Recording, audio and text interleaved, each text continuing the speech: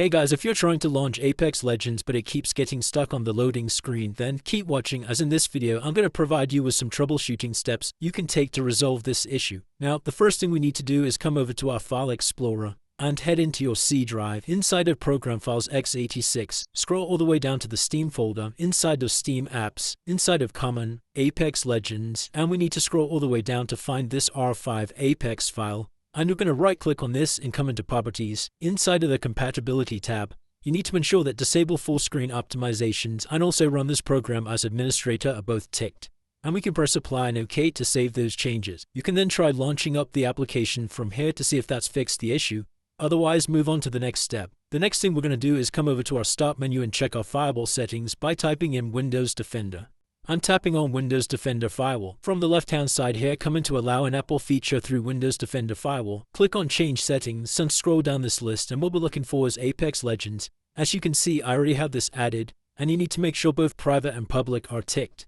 If you don't have Apex Legends within this list, say for instance if I just remove this, then what you need to do is come over to Allow another app, inside of Browse, and we can locate our Apex Legends application inside of the C drive, inside of Program Files x86, back into the Steam folder, inside of Steam Apps, Common, Apex Legends, and then just double click this R5 apex.exe file, and press Add. Then once again make sure private and public are ticked, and we can press OK to save those changes. Then next thing you can do is come over to your Start menu and search for Settings and tap on the Settings icon. Then from the left here we're going to scroll all the way down into Windows Update. Then press this Check for Updates button just to ensure you're running the latest version of Windows, as sometimes outdated software can cause compatibility issues with our games. Once you've installed the latest update, you can close out of this window, and we're going to head over to the Steam application, and from here come over to Library. Then right-click on Apex Legends inside of Properties and come over to the Installed Files tab. And we can press this button here, Verify Integrity of Game Files.